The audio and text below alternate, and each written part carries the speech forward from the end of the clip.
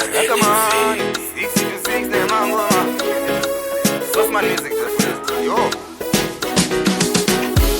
Uri chiponda moyo baby, chikoziva unodiwana tete. Uri chiponda moyo baby, ragaman 6 to 6 ne mango ma.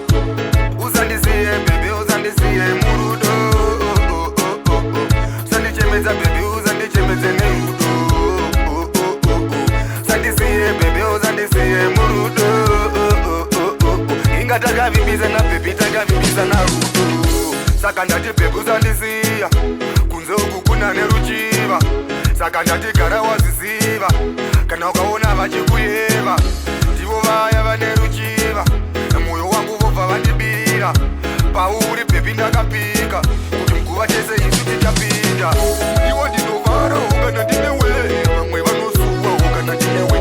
Baby ndinovara ukana ndinewe, handimbokusiya ndoinda newe. Saka mukadzi wangu wandakarora, akanaka sina kukuda.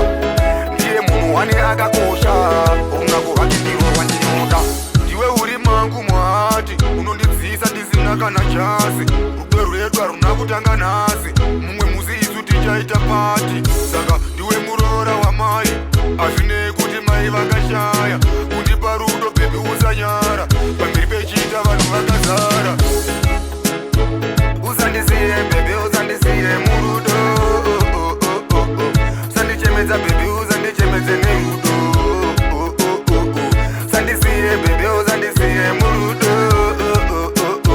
Inga takavimbiza na baby, takavimbiza na rudo. Saka ndati baby uzandisiya, kunze uku kuna neruchiva. Saka ndati gara waziziva, kana ukaona vachikuyeva. Ndivo vaya vaneruchiva, moyo wangu vobva vandibira.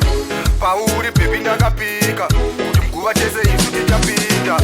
Iwo ndinovara ukana ndinewe, vamwe vanosuwa ukana ndinewe. Baby ndinovara ukana ndinewe, handimbokusiya ndoinda newe. Saka mukadzi wangu wandakarora, akanaka sina kukuda.